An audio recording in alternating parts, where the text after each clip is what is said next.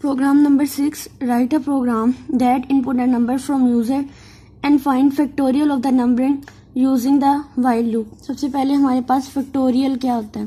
Factorial किसी भी numbers का यानी कोई भी मैथमेटिकल ऑपरेशंस होता है जो उस नंबर से लेके 1 तक सारी की सारी प्रोडक्ट लेते हैं. पर इसको हम लोग ऐसे इस साइन से शो कराते हैं. जैसे 5 का फैक्टोरियल है तो इसका मतलब हम फैक्टोरियल कैसे लेंगे, 5 से लेके 1 तक जितने भी इंटीजर्स आते हैं, नॉन नेगेटिव इंटीजर्स आते हैं, उन सबको मल्टीप्लाई कराएंगे. जैसे 5 है, 5 के बाद क्या आता है 4, 3, 2, 1.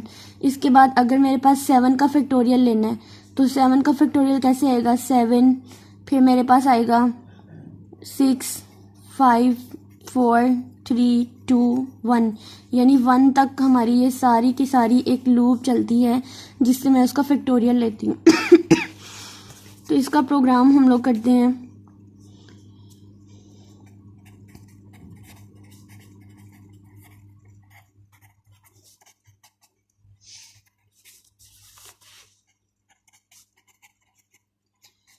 इसके लिए हमें जो वेरिएबल चाहिए, सबसे पहले एक नंबर n चाहिए. ये वो नंबर है जिसका हमने फैक्टोरियल निकालना है.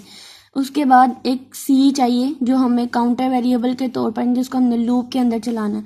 और उसके बाद फैक्टोरियल के लिए f चाहिए जिससे हमने मल्टीप्लाई कराना है. तो प्रिंट f कर लेते हैं, एंटर अ नंबर.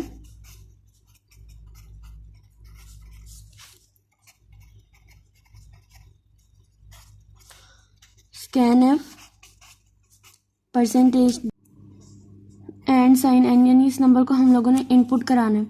उसके बाद मेरे पास इस सी की हम लोगों ने वाइल लूप का यूज़ करना है. तो सबसे पहला स्टेप हमने इनिशियलाइज करना है, सी इज़ इक्वल टू 1, और इस एफ को भी हमने इनिशियलाइज कर देना है 1. अब 1 तक इनिशियलाइज क्यों किया है, क्योंकि हमने कहा था जिस नंबर का फैक्टोरियल लेना है उसकी वैल्यू हमारी 1 तक चलेगी, 1 से मल्टीप्लाई होगी. यानी अगर 5 का लेना है तो वो तब तक मल्टीप्लाई होगा जब तक इसका 1 नहीं आ जाता, 1 से मल्टीप्लाई नहीं हो जाता, इसलिए f इज़ इक्वल टू 1.